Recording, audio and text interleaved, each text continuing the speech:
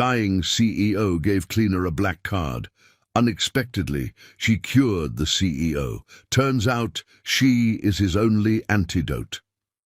Hello, my most beautiful, deeply cherished and forever faithful family. How are you, my heart's light? You are not just my supporters.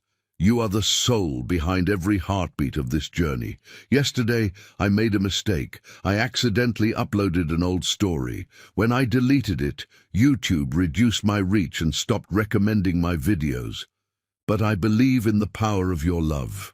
If we can get 1,000 likes and comments on this video, we'll rise again, together. Here is a tender, love-filled prayer just for you. Dear God of unending grace, please hold my beloved family in your gentle arms. Let peace flow into every corner of their hearts and joy rise where pain once lived. Bless their days with miracles, their nights with rest, and their souls with light. Surround them with love that never fades and grace that never fails. Amen. If these words moved your heart, please like, comment, and share. Let's reach 20,000 followers through the love we've always had. Say it with pride, I am with my brother. Together, nothing can stop us, because we are one heart, one family. The black letters on the medical report blurred before Jim Shaw's eyes. Callister's syndrome, terminal. 6 months. His office, 70 stories above the bustling metropolis where Shaw Innovations headquarters dominated the skyline, suddenly felt airless. The floor-to-ceiling windows framing the city lights now seemed a cruel mockery. All that life, that vitality, soon to continue without him. Jim loosened his silk tie, the one his assistant had selected that morning. Was it only hours ago? Saying it accentuated the steel blue of his eyes. Those eyes now filled with unshed tears as he staggered to the private bathroom adjoining his office, barely making it before his legs gave way. He collapsed against the cool marble, his reflection revealing a stranger, a man with hollowed cheeks and fear in his eyes. Jim Shaw, CEO of Shaw Innovations, whose biotechnology breakthroughs and ruthless business acumen had built a global empire, reduced to this trembling figure on the bathroom floor. Mr. Shaw. The voice, soft as velvet, drifted from the office. Is everything all right? Jim froze, mortified that someone had witnessed his weakness. He'd dismissed his staff hours ago, needing solitude to process the devastating news. Who could possibly be here? I'm fine, he called, his voice betraying him with a crack. Please leave. Instead of retreating footsteps, the bathroom door opened. Gently, a woman appeared in the doorway, concern etched across her delicate features. She wasn't dressed in executive attire, but rather a simple uniform, one of the night cleaning staff. Auburn hair escaped from her practical ponytail, framing a face with the most striking jade-green eyes he'd ever seen. You don't look fine, she said simply, no trace of the deference his employees typically showed. Instead, her gaze held something far more valuable, genuine compassion. Jim tried to stand, to reclaim some dignity, but his body betrayed him as pain lanced through his abdomen, the first physical manifestation of the disease that would eventually claim his life. A gasp escaped his lips as he doubled over.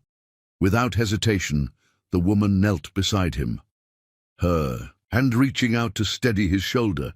The moment her fingers touched him, something extraordinary happened.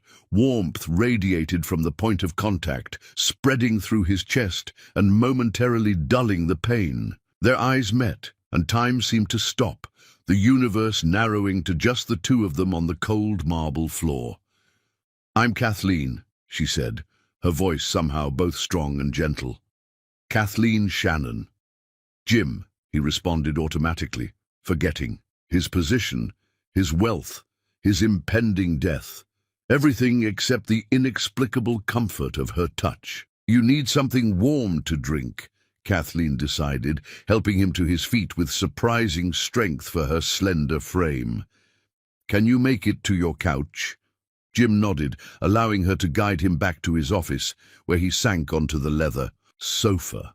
He watched, strangely mesmerized, as she moved with quiet grace to the small kitchenette hidden behind discreet paneling. Her movements were efficient, yet somehow musical, as though she moved to a rhythm only she could hear. "You don't have to do this," he managed, the CEO in him uncomfortable with the role reversal, being cared for by someone who cleaned his offices. Kathleen glanced over her shoulder, a small smile playing at the corners of her mouth. "I know I don't have to. I want to." Those simple words struck him with unexpected force. When was the last time someone had done something for him without obligation or agenda? In his world of biotech innovations and corporate acquisitions, genuine kindness had become as rare as the disease currently attacking his cells. She returned moments later with a steaming cup that filled the air with an unfamiliar but soothing fragrance. "My grandmother's recipe," she explained, placing it in his hands. She called it midnight bloom tea. Their fingers brushed during the exchange, and that same mysterious energy flowed between them, causing both to pause, eyes locking in mutual surprise. "What is it?" Jim whispered, not referring to the tea, but to the inexplicable connection crackling between them. Kathleen's eyes widened slightly, confirming she felt it too. "Sometimes," she said softly, "the soul recognizes what the mind cannot yet understand." Jim would have dismissed such words as nonsense yesterday. He was a man of science and spreadsheets, but tonight, with death's shadow darkening his future and this strange warmth flowing from her touch, he found himself nodding. He sipped the tea, surprised by its complex flavors, hints of wildflower honey, night-blooming jasmine, and something deeper he couldn't name. "It's extraordinary. The blossoms open only under starlight," Kathleen explained, settling beside him at a respectful distance. "My grandmother believed they captured the magic of darkness before dawn, the moment when today's sorrows end and tomorrow's possibilities begin."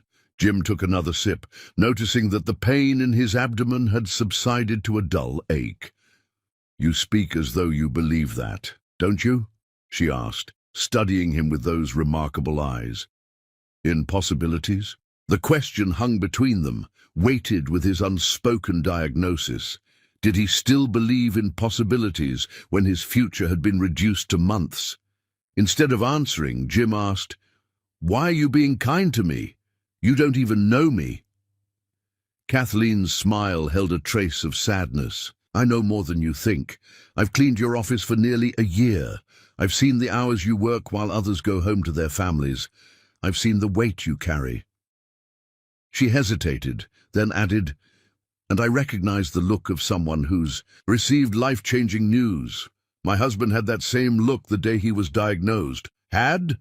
Jim caught the past tense immediately. "He died 3 years ago," she said simply, pain flickering across her features before she composed herself. "He left me with our daughter, Lily. She's 7 now." Jim felt a pang of connection.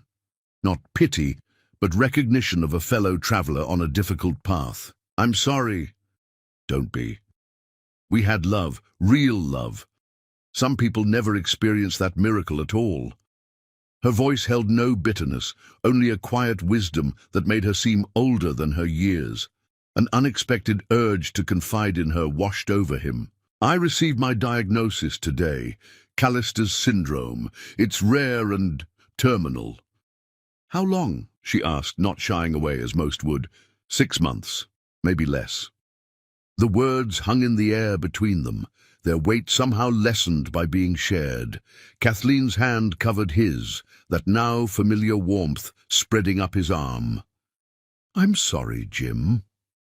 In the simple touch and the genuine compassion of her eyes, Jim found more comfort than in all the platitudes his private physician had offered. This woman, this stranger who cleaned his floors while he built empires, had given him something his billions couldn't buy. A moment of true human connection in the face of his mortality. "Thank you," he whispered, his voice rough with emotion. "For the tea, for staying." Kathleen smiled, and in the soft light of his office, with the city glittering beyond the windows like fallen stars, Jim felt something stir within him, something he'd thought long buried beneath balance sheets and boardrooms, something dangerously close to hope. "Sometimes," she said, her voice barely above a whisper, "we find light in the most unexpected places." As their eyes held in the quiet sanctuary of his office, neither could know that this chance encounter, a dying CEO and a compassionate cleaner sharing midnight tea, was the first whisper of a love story that would defy medicine, logic, and death itself. Chapter 2. The Midnight Gift. Sleep eluded Jim that night, his thoughts consumed not by his diagnosis but by forest green eyes and a touch that somehow eased his pain. The memory of Kathleen Shannon's quiet strength haunted him as dawn broke. Over the city skyline, painting his penthouse in hues of gold and amber. For the first time since receiving his death sentence, Jim felt something other than despair, a flicker of curiosity, a whisper of connection. His morning routine felt different, somehow. As he straightened his tie and gathered his documents on Shaw Innovation's latest cancer treatment research, he caught himself wondering if Kathleen would be cleaning his office tonight. Throughout the day, he moved through meetings and conference calls with mechanical precision, his mind elsewhere. The biotech empire he'd built with relentless determination over 2 decades suddenly seemed hollow. Glass and steel monuments that would outlast his brief remaining time, yet offer no comfort in his final moments. As evening descended and his executives filed out bidding him respectful goodbyes, Jim remained, his eyes fixed on the clock. 9 o'clock, 10, 11.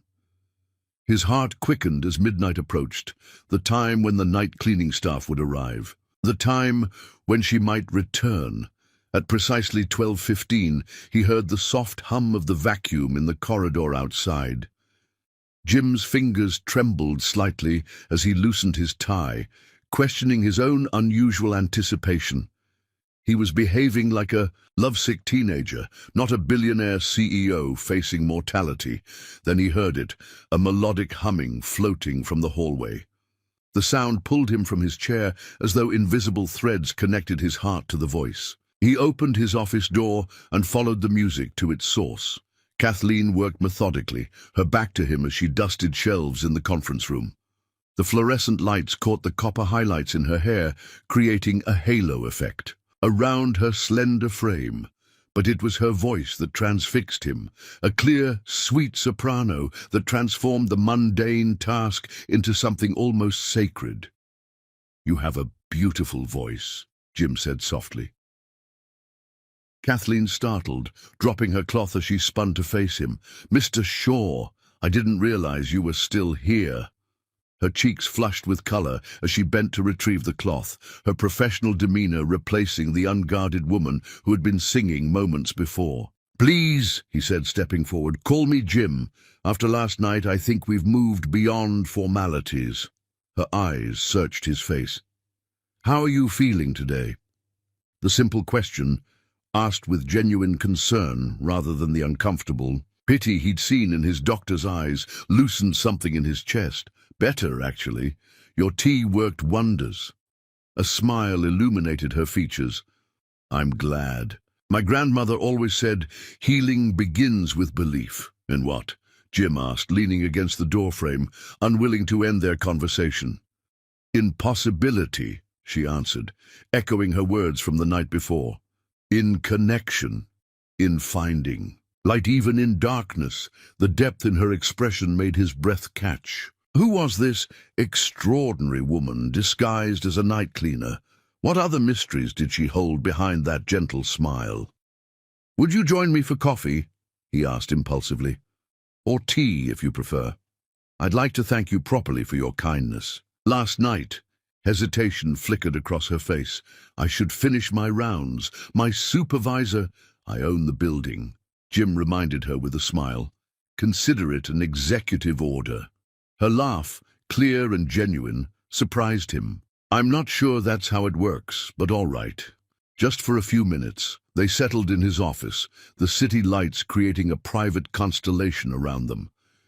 Jim ordered coffee from the 24-hour executive kitchen, and soon they were facing each other across his sleek desk, steam rising between them. "Tell me about yourself," Jim said, studying the way the light caught her profile. "About your daughter, Lily, right?" Surprise widened her eyes. "You remembered." "Of course." What he didn't say was that her voice, her words, her very presence had replayed in his mind throughout the sleepless night. Kathleen cradled her cup, warmth softening her expression. "Lily is my miracle. She's 7, all curiosity and imagination. She wants to be a doctor one moment and a butterfly the next." Her smile faltered slightly. "She's also dyslexic. The special programs she needs are expensive, and insurance doesn't cover much." "Is that why you work nights?" Jim asked, beginning to understand her circumstances. She nodded. "I work here at night and take online classes during the day while Lily's at school. I'm studying herbalism, trying to document my grandmother's remedies before they're lost. She was a healer in the old tradition, before modern medicine reached our village in Ireland." "That's the knowledge you used in the tea you gave me?" "Just a small part of it." Her fingers traced the rim of her cup. "She believed certain plants held different powers depending on when they were harvested. Dawn for beginnings, midnight for transformation." Jim found himself leaning forward, captivated by her words, by the passion that animated her features, as she spoke of her heritage. "And you believe that too?" "I believe there are still mysteries science can't explain," she said softly. "Like why some people connect instantly while others remain strangers after years. Like how a mother knows when her child is in danger miles away." Her eyes met his directly. "Like why my touch seemed to ease your pain last night."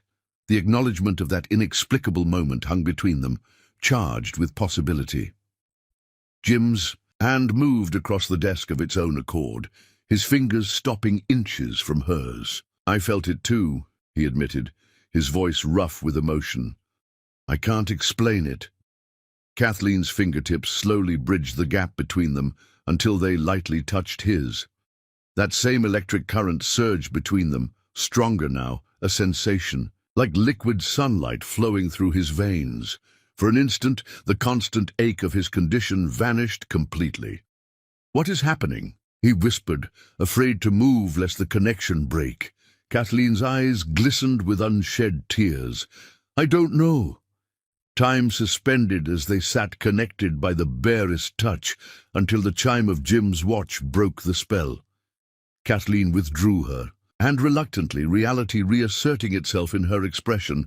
"I should go. Lily's babysitter will be wondering where I am." Jim nodded, suddenly overwhelmed by a desperate need to help this woman who had shown him such unexpected kindness. An idea formed in his mind, impulsive, perhaps even inappropriate, but irresistible in the face of his dwindling days. "Wait," he said as she rose. He opened his desk drawer and removed a small black metal card, his private account with no spending limit, reserved for his personal use. The card that had purchased yachts and private islands and priceless art without question. "Take this," he said, holding it out to her. Kathleen stared at the black card, confusion furrowing her brow. "What is that?" "Freedom," Jim answered simply. "For you and Lily." Understanding dawned in her eyes, followed immediately by refusal. "I can't accept that." "Please," Jim insisted, stepping around the desk to stand before her. "I have more money than I could spend in 3 lifetimes, and I've been given less than 1 year. Let me do this." "Why?" she challenged, her voice trembling slightly. "You don't even know me." Jim took her hand, placing the card in her palm and closing her fingers around it. The contact sent that now familiar warmth spiraling through him. "Because your kindness gave me the first moment of peace I've had since my diagnosis." Because I want to witness joy before I leave this world. His voice broke slightly. Your happiness might be the only legacy worth leaving. Tears spilled onto Kathleen's cheeks as she shook her head. I can't. You can, he whispered, his fingers still wrapped around hers. For Lily's education, for your studies, for whatever brings you happiness.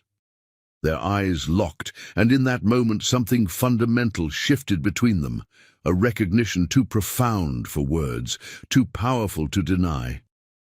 Jim's thumb gently brushed a tear from her cheek, the simple gesture intimate, beyond measure. Find joy while I can still witness it, he murmured, their faces now inches apart, his breath mingling with hers in the quiet sanctuary of his office. Kathleen's free hand moved to rest over his heart, as though sensing the damaged cells beneath. What brings you joy, Jim Shaw? The question pierced him with its simplicity and its depth. Before he could answer, the phone on his desk chimed with an urgent message from overseas about a promising medical treatment. The spell broken, Kathleen stepped back, the black card clutched in her trembling hand. I should go. Jim nodded, suddenly, unable to find words for the emotions cascading through him. As she reached the door, he found his voice again. Kathleen? She turned, her silhouette framed in the doorway. Will you come again tomorrow? Bring more of your grandmother's tea? A smile curved her lips, softening the vulnerability in her eyes. Yes, she promised. I'll come. As he watched her disappear into the dimly lit corridor, Jim pressed his hand to his chest where hers had rested moments before. For the first time since his diagnosis, the weight of impending death seemed lighter, counterbalanced by the mysterious connection forged with a woman who cleaned his floors yet somehow touched his soul. That night, as he drifted toward sleep, in his empty penthouse, Jim realized he had never answered her question about what brought him joy. But in the silence of his heart, he acknowledged the truth. At this moment it was the promise of tomorrow night and the return of a cleaner with healing hands and forest-green eyes. Chapter 3. Healing Hands. The black card remained untouched, in Kathleen's wallet for 3 days, burning like a coal against her conscience. By day, she researched special education programs for Lily that had previously been beyond her reach. By night, she found herself lingering in Jim's office, their conversations stretching into the early morning hours. Each evening she brought a different herbal remedy: star-flower tea steeped with moonlight-harvested blossoms, a salve infused with rare mountain herbs, tinctures made from plants collected precisely at twilight. And each night, their fingers would brush during these exchanges, sending that inexplicable sensation flooding through both of them, sometimes like liquid sunlight, other times like gentle electricity. A connection neither could explain yet. Neither could deny. Jim began scheduling late meetings as excuses to be alone when Kathleen arrived. His executive team at Shaw Innovations noticed the change in their formerly predictable CEO.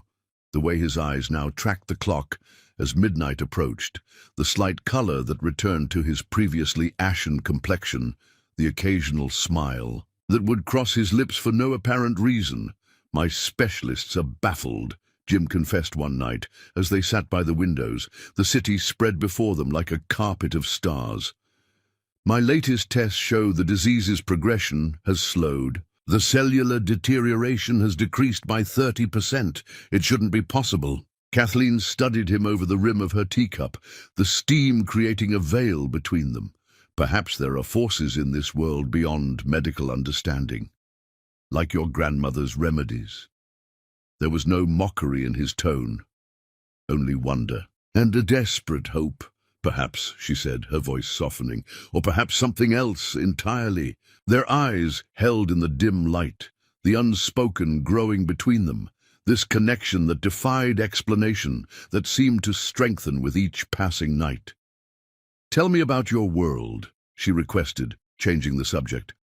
running a biotech empire while carrying this secret. Jim's shoulders tensed, then relaxed under her gentle gaze. "It's exhausting," he admitted, the confession itself a relief. "Only my private physician knows. The board would panic if they learned the truth, and stock prices would plummet. Thousands of jobs would be at risk. So you carry it alone. Until you," he whispered, the words slipping out before he could stop them. Kathleen's hand moved across the small table between them, her fingers lightly covering his.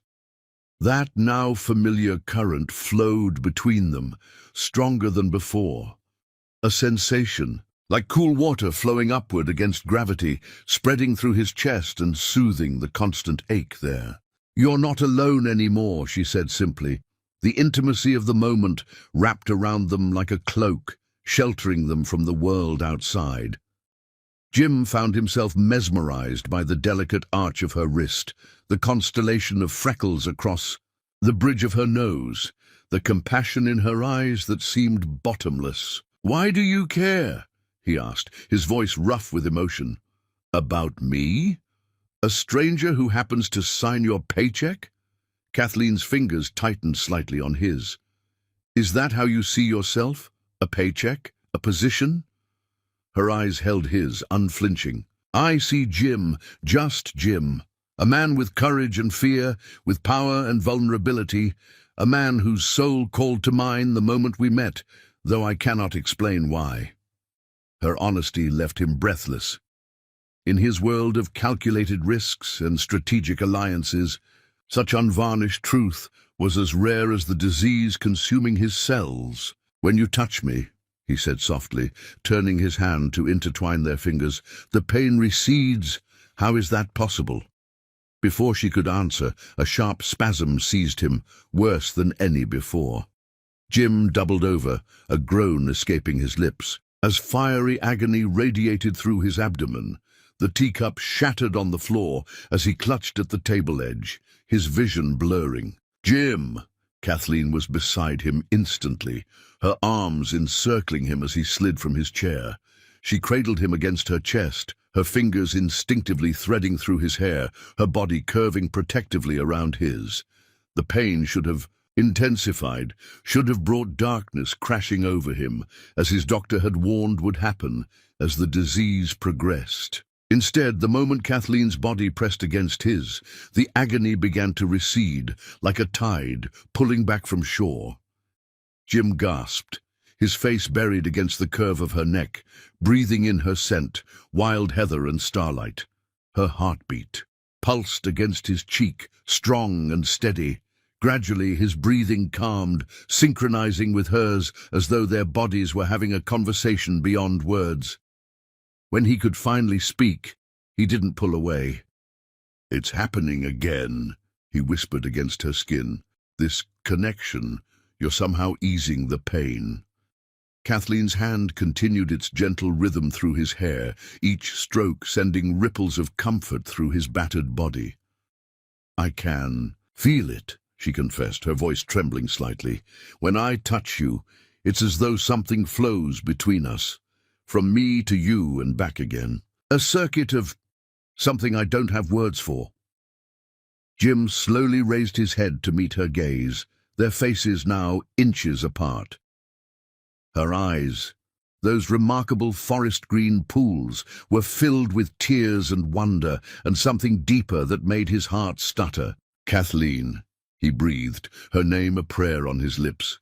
Time suspended as they hovered on the precipice of a kiss, breath mingling, the entire universe narrowing to this single moment of possibility.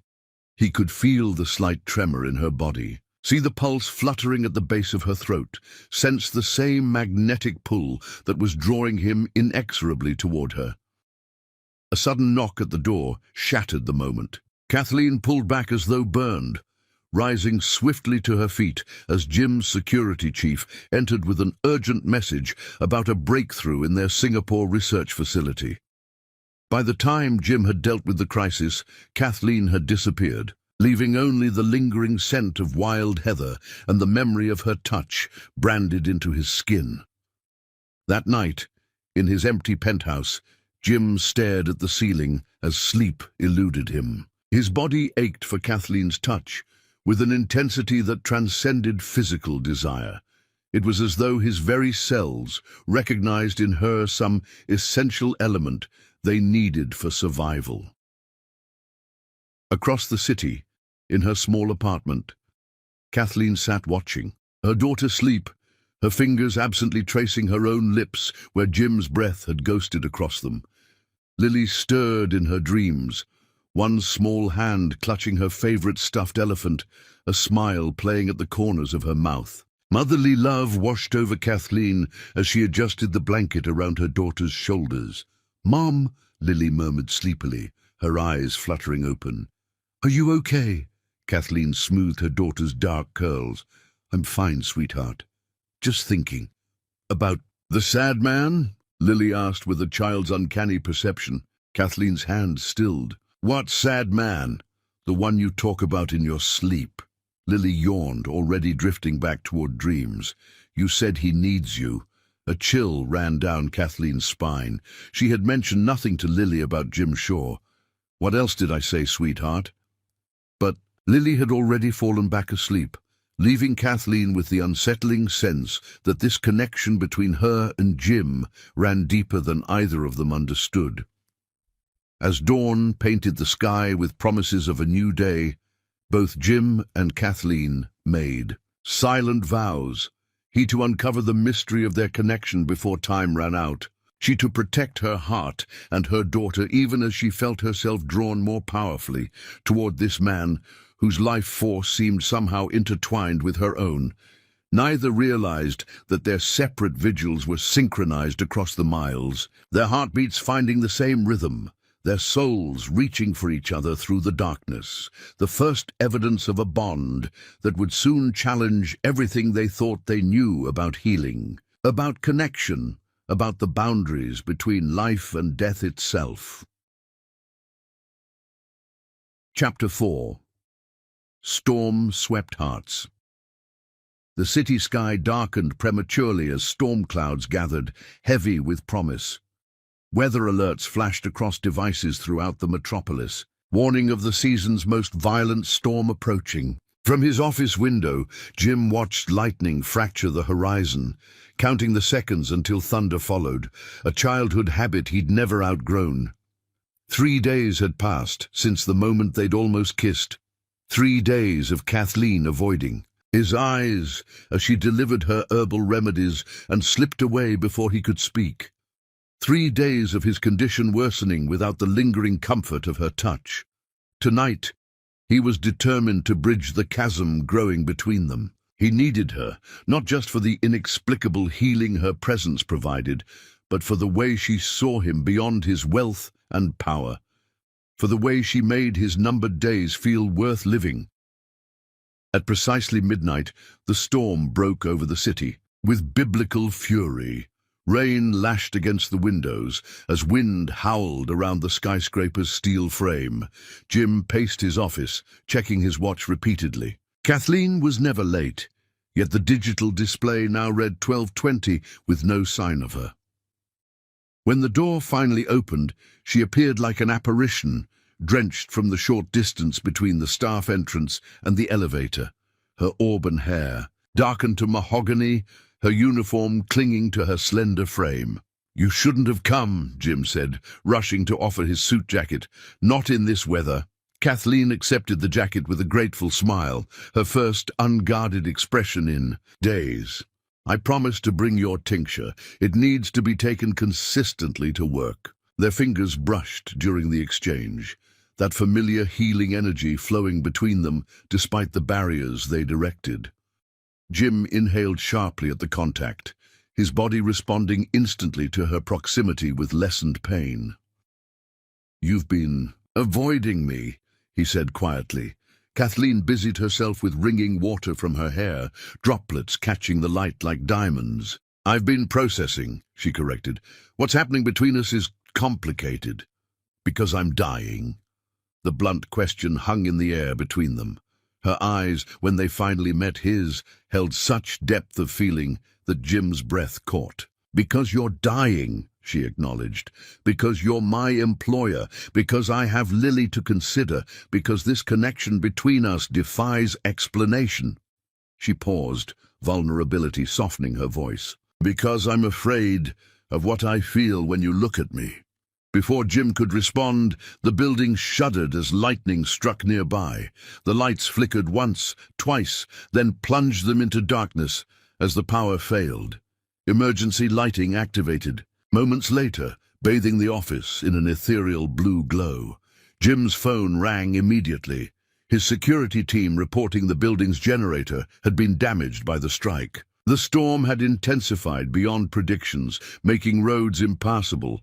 All staff were advised to shelter in place until morning. "You're stranded," Jim said, after ending the call, concern and something like hope mingling in his voice. "The streets are flooding. It's not safe to leave."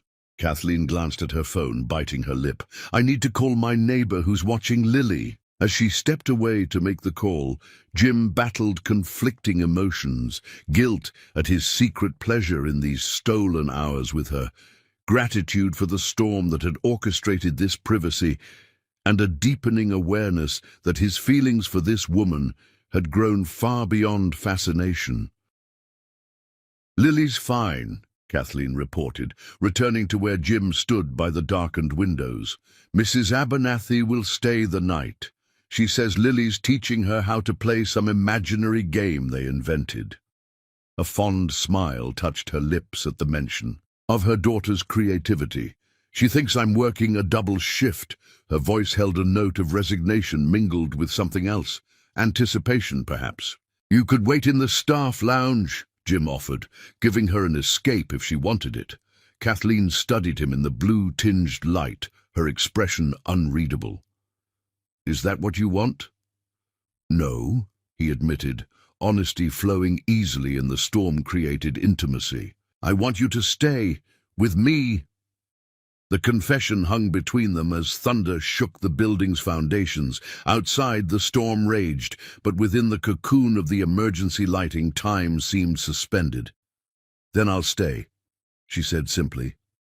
Jim led her not to his office, but to his private suite 1 floor above, a space few had ever entered. The penthouse sanctuary contained a living area, kitchenette, and bedroom where he occasionally rested during extended work days. As they entered, Kathleen's eyes widened, taking in the unexpected warmth of the space. Unlike his sleek modern office, this room held comfortable furniture, bookshelves lined with well-worn volumes and photographs, the only personal touches in Jim Shaw's carefully constructed world. "This is the real you," she observed softly, moving to examine a black-and-white photograph of a young boy beside a weathered man on a fishing dock. "My grandfather," Jim explained, standing close enough to feel the warmth radiating from her still damp skin. "The only person who ever truly knew me. Until you." The admission cost him something, a piece of the armor he'd worn for decades. Kathleen seemed to recognize the gift in his words, her fingers gently touching the frame before turning to face him.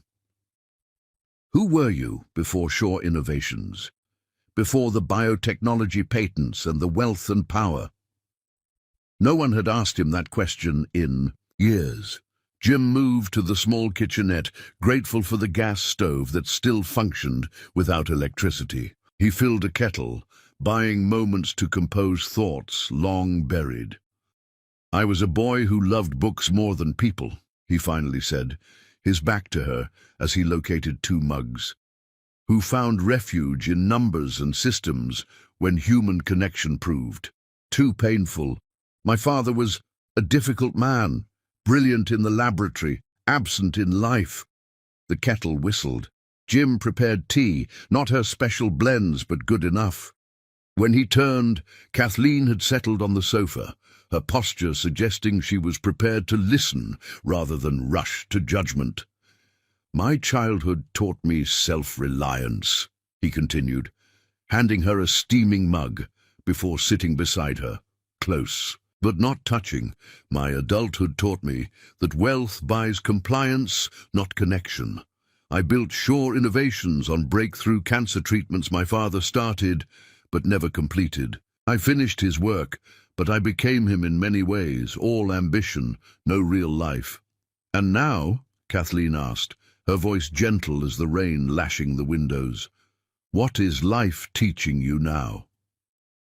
Outside, lightning illuminated the city in staccato.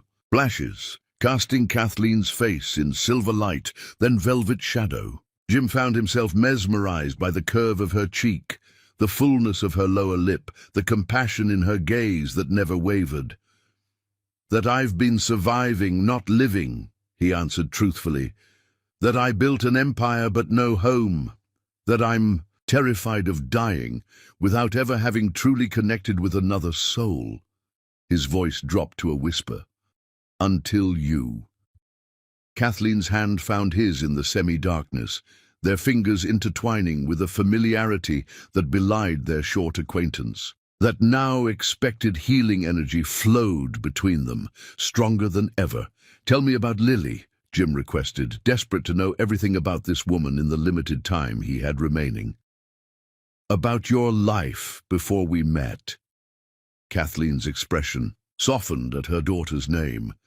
Lily is pure imagination and heart. She sees wonder where others see ordinary. Pride colored her voice. Her dyslexia makes reading a struggle, but she perseveres with such courage. Last week, she created her own system of symbols to help her remember which letters are which. Her teacher was amazed. And her father? Jim asked hesitantly. Pain flickered across Kathleen's features. Ryan was brilliant, a musician with dreams bigger than his ability to manage them. His addiction began with painkillers after a car accident. She paused, old grief shadowing her words. By the end, he wasn't the man I married. His overdose was ruled accidental, but part of me wonders if he simply couldn't fight anymore. Jim's thumb traced circles on her palm, offering comfort he couldn't articulate. And your grandmother? The healer? A smile replaced the sadness in her eyes. Nana May was magic, wrapped in human form. She could look at a person and know exactly which herb they needed, which words would heal their spirit. Her voice softened. She raised me after my parents died in a ferry accident, taught me that healing happens on many levels. Physical, emotional, spiritual, that true connection can manifest physically when souls recognize each other.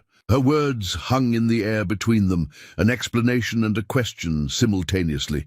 Thunder cracked overhead as their eyes locked, the storm outside mirroring the emotional tempest within.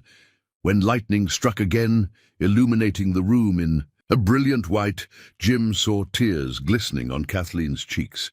Without thinking, he reached to brush them away, his fingers tracing the delicate curve of her jaw. Don't, she whispered, though she didn't pull away. Don't be kind if this isn't real. This is the most real thing I've ever felt, Jim confessed, his voice breaking on the truth of it. The power of the storm, the intimacy of darkness, the knowledge of his limited time, all stripped away pretense between them. When thunder shook the building again, Kathleen instinctively moved closer, and Jim's arms enfolded her as naturally as though they'd held each other 1,000 times before. Her head came to rest against his chest, her ear over his heart where damaged cells were somehow finding new strength.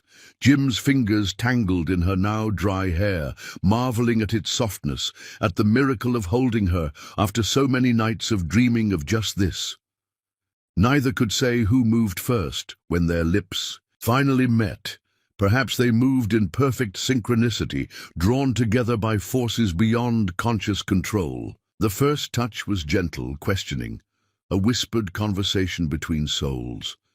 Then Kathleen made a soft sound against his mouth, and restraint shattered like glass. Jim gathered her closer as the kiss deepened, tasting tea and tears and something. Uniquely Kathleen that he knew would haunt him for whatever days he had remaining. Her hands framed his face with exquisite tenderness, as though he were precious beyond measure. When they finally parted, breathing unevenly, foreheads touching, the storm outside had begun to recede, though the tempest within them had only just begun to build. "I've searched lifetimes to find you," Jim whispered against her lips, the words emerging from some place deeper than conscious thought. Kathleen's eyes, luminous in the fading emergency light, held his with a vulnerability that humbled him. "What happens when the storm ends?" she asked, her voice barely audible above the diminishing rain. "When morning comes and we return to CEO and cleaner?" Jim cradled her face between his palms, as though holding something infinitely precious. "The titles fall away," he promised, "but this, what's happening between us, remains." As Kathleen curled against him on the sofa, her body fitting against his as though designed as his missing piece, neither could know that forces beyond their understanding were already at work within their joined cells, that the miracle of their connection was more profound and more scientific than either could imagine.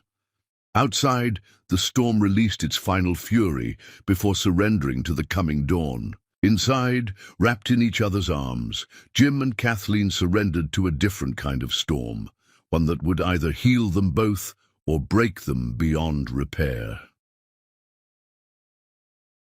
Chapter 5. The Beautiful Mystery.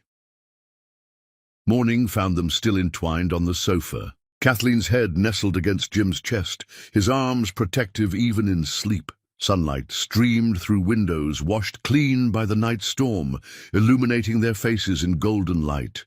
Jim woke first, momentarily disoriented, until memories of their kiss flooded back.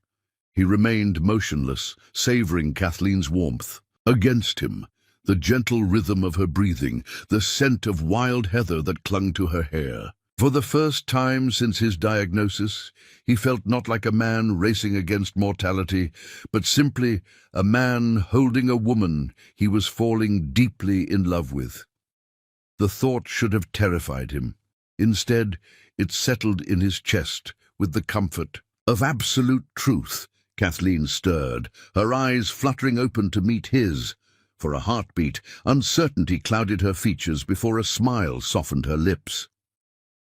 "Good morning," she whispered, her voice husky with sleep. "The best morning," Jim corrected, unable to stop himself from brushing a strand of auburn hair from her cheek. "How do you feel?" "Like I'm dreaming," she admitted. "Like I'll wake up and find myself back in my apartment, and last night never happened." Jim's thumb traced the curve of her lower lip. "It happened. I'm here. We're here." The building was stirring to life around them, generators humming as power returned, distant voices of early workers assessing storm damage, reality encroaching on their sanctuary. "I should go," Kathleen said reluctantly, sitting up and smoothing her rumpled uniform. "The day shift will be arriving." Before Jim could protest, his phone rang, Dr. Eaton, his private physician, requesting an immediate meeting. "Urgent developments regarding your condition," the doctor said, his voice tense with suppressed excitement. Jim arranged to meet him at his private clinic in an hour. As he ended the call, he found Kathleen watching him, concern etched across her features. "Your doctor?" she asked, her hand instinctively reaching for his. He nodded, squeezing her fingers gently. "Dr. Eaton wants to see me immediately. Apparently there are developments in my case." "I'll come with you," she said without hesitation. Jim hesitated, torn between his desire to keep her close and awareness of how this might appear, the billionaire CEO arriving with his night cleaner. But the thought of facing whatever news awaited him without her presence was suddenly unbearable. "Yes," he agreed simply. "Please, come." An hour later, they sat side by side in Dr. Eaton's office, an unconventional pair that drew curious glances. From the clinic staff, one nurse whispered to another behind the reception desk, their eyes darting between Jim's impeccable suit and Kathleen's simple attire. Jim noticed their scrutiny and deliberately placed his hand over Kathleen's in a clear statement of connection. Dr. Eaton entered with a thick file and an expression of barely contained excitement. "Jim, your latest results are unprecedented." He spread several charts on his desk. "The progression of Callister's syndrome follows a predictable pattern.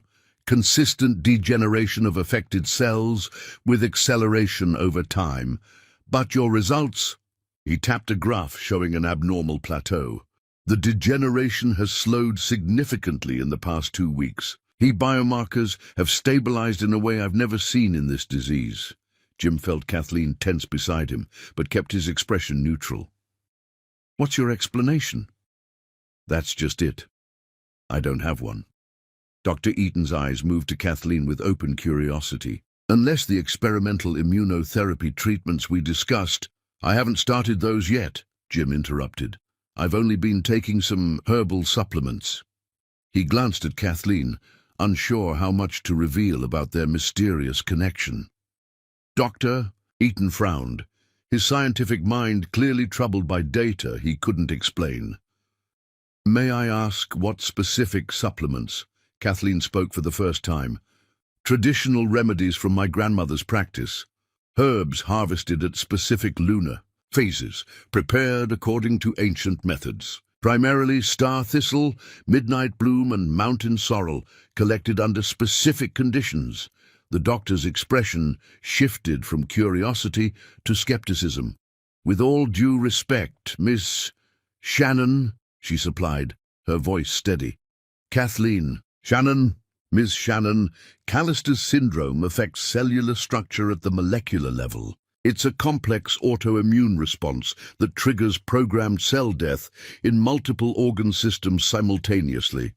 Herbal remedies, while potentially beneficial for some conditions, simply don't have the pharmacological complexity to address this specific pathology."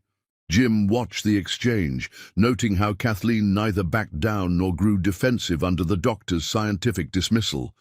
"Perhaps," she said calmly, "there are healing mechanisms science hasn't fully mapped yet. My grandmother documented cases where seemingly terminal patients responded to her treatments when conventional medicine had failed." Dr. Eaton looked ready to argue further when something occurred to him. "When did you begin these treatments?" "Exactly 2 weeks ago," Jim answered. "The night we met." The doctor's eyes narrowed as he compared dates with the changes in Jim's charts. "And how frequently do you take these remedies?" "Daily, usually around midnight." Dr. Eaton made a note, his scientific curiosity evidently overriding his skepticism. "Would you be willing to provide samples for analysis, and perhaps—" He hesitated, clearly choosing his words carefully. "Perhaps we could conduct a controlled observation, monitor your symptoms with and without these remedies for comparison."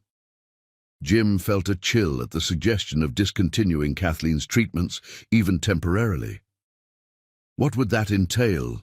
A week without the remedies, daily monitoring of cell degradation rates, inflammation markers, and organ function, then resumption and continued observation. Before Jim could respond, Dr. Eaton was called away for an emergency. Left alone, Jim turned to Kathleen, finding her eyes already on him, filled with complex emotions. "What are you thinking?" he asked. "Softly. I'm thinking there's more to this than herbs," she admitted, her voice barely above a whisper.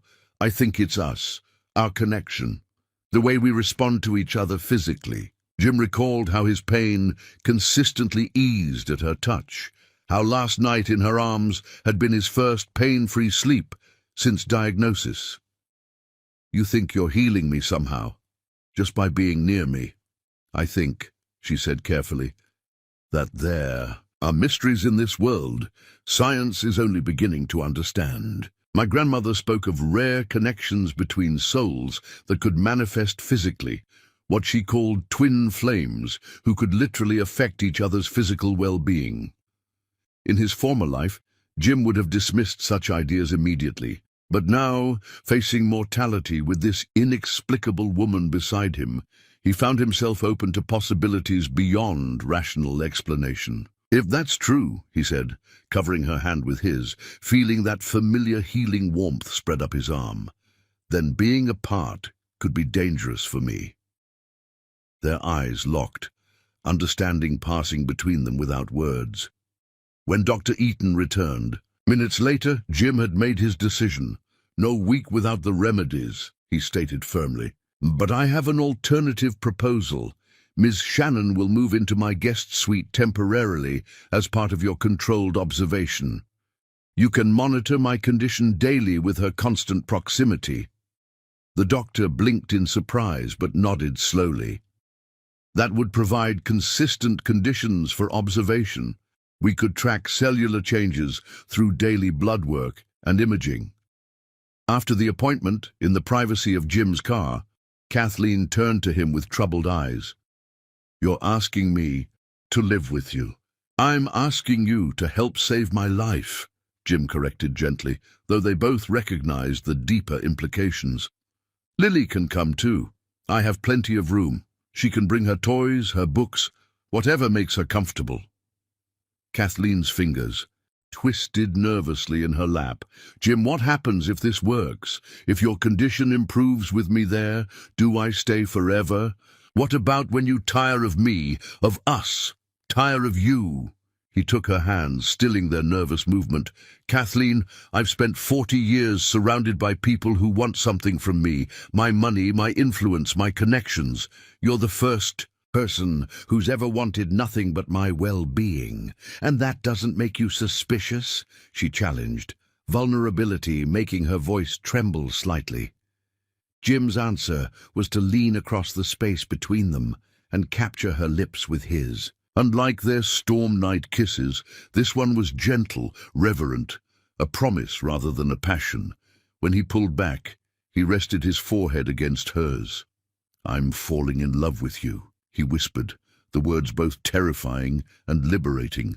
"I don't know how much time I have left, but I want to spend it with you.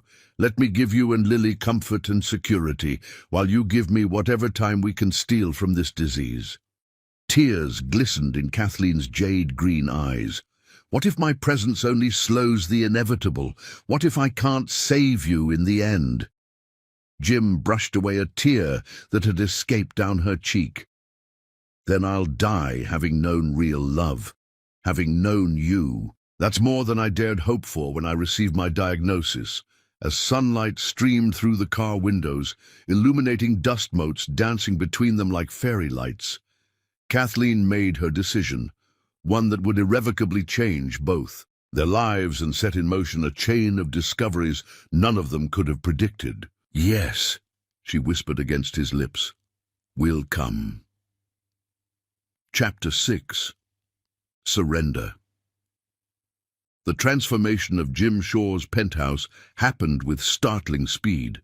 Lily's stuffed animals claimed territory on Italian leather sofas, her colorful drawings depicting fantastical creatures appeared on stainless steel refrigerator doors, and the sound of her laughter, clear and musical, echoed through rooms that had known only silence. Kathleen's herbs lined kitchen windowsills in clay pots.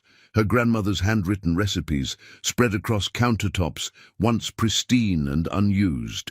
For the first time, the space felt like a home rather than a showcase. "What's this one called?" Jim asked Lily one evening, pointing to a particularly vibrant drawing of what appeared to be a purple elephant with butterfly wings. "That's Elsa," Lily explained seriously, her dark curls bouncing as she tilted her head. "She helps people find things they've lost, not just keys and stuff, but important things like courage and happiness." She studied Jim with the unfiltered curiosity of childhood. "Did you lose something important?" Jim felt Kathleen's eyes on him from across the room as he knelt to Lily's level. "I thought I had," he answered honestly, "but I think I'm finding it again." Lily nodded sagely. "That's why Elsa came to you. She always knows who needs her." The simple wisdom of children, seeing magic and possibility where adults saw only reality, touched something deep in Jim's heart. Dr. Eaton visited daily, documenting Jim's improving vital signs with increasing amazement. "Your blood work shows cellular regeneration that shouldn't be possible," he admitted on the 5th day, reviewing results in Jim's home office. "The autoimmune response is significantly reduced, and several affected organs are showing signs of recovery. Whatever Ms. Shannon is doing, it's working at a molecular level." Jim didn't share what he suspected, that it wasn't just Kathleen's herbal remedies, but her constant proximity that was healing him, the peculiar energy that flowed between them with each touch, each glance, seemed to strengthen daily. At night, after Lily was asleep, they would sit together on the terrace, fingers intertwined, sharing whispered conversations as stars wheeled overhead. Despite sharing living space, they had maintained separate bedrooms. Jim's suggestion, wanting to give Kathleen space to adjust to their evolving relationship, but the restraint was becoming increasingly difficult as their bodies seemed to recognize something their minds were still processing, a primal connection that transcended explanation. On the 7th night, a sudden spike of pain woke Jim from fitful sleep. He curled into himself, teeth clenched against a scream that would frighten Lily. The agony was sharper than any previous attack, as though his cells were at war within his body. His door opened silently, and Kathleen appeared like a vision, her white nightgown ghostly in the darkness. Without a word, she crossed to his bed, somehow sensing his distress despite his silence. "Jim," she whispered, her hand cool against his forehead. "Let me help you." Before he could protest, she slipped beneath the covers, gathering his trembling body against hers. Her arms encircled him, one hand pressing against his chest directly over his heart, the other cradling his head against her shoulder. The effect was immediate and profound. Where their skin touched, a sensation like liquid moonlight blossomed, spreading through his veins, transforming the knife edge of pain. Jim gasped as the agony receded, replaced by a different sensation entirely. An acute awareness of Kathleen's body against his, the silk of her nightgown, a whisper between them, her heart beating in perfect counterpoint to his own. "How did you—" "No," he managed, his voice rough with emotion and lingering pain. "I felt it," she said simply, her fingers threading through his hair in a soothing rhythm. "I woke up knowing you needed me." Jim shifted slightly to see her face in the silver moonlight streaming through his windows. What he saw in her eyes stole what little breath remained in his lungs. Vulnerability, yes, but also determination, and something deeper, something that mirrored the emotion blooming in his own chest. "Kathleen," he whispered, her name a prayer on his lips. "I don't understand what's happening between us." Her smile was tinged with wonder and a hint of fear. "Does it need explanation? Can't we simply accept the miracle?" Jim's hand moved of its own accord to cup her cheek, his thumb tracing the curve of her lower lip. "I've spent my life demanding explanations, controlling variables, analyzing data. I built Shaw Innovations on the premise that every mystery has a scientific solution. But with you," he shook his head slightly, overwhelmed by the simple truth, "with you, I just want to feel." The confession hung between them, raw in its honesty. Kathleen's eyes glistened with unshed tears as she covered his hand with her own, turning her face to press a kiss into his palm. "Then feel," she whispered, her breath warm against his skin. "Feel everything." The last threads of restraint between them unraveled at her words. Jim's lips found hers in the darkness, their kiss deepening instantly as though they'd been starving for each other. Where before there had been tentative exploration, now there was certainty, hands mapping bodies with increasing urgency, breath mingling in gasps and sighs, hearts racing in synchronized rhythm. Kathleen's nightgown slipped from her shoulder, revealing skin like pearl in the moonlight. Jim's lips traced the elegant curve of her neck, the hollow of her throat, the delicate architecture of her collarbone. Each touch sent that now familiar energy between them, but intensified 100-fold, as though the connection flowing between their bodies had been waiting for this surrender. "I've never," Kathleen gasped, as his hands discovered her body arching instinctively into his touch. "Not since Ryan. Never like this." Jim raised his head to meet her gaze, needing her to know the truth of his heart before they crossed this final threshold.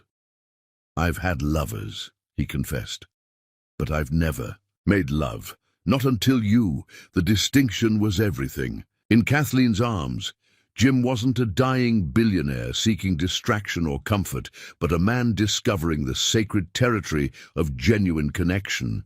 Each caress transcended physical pleasure, carrying currents of healing, of recognition, of coming home after a lifetime of wandering.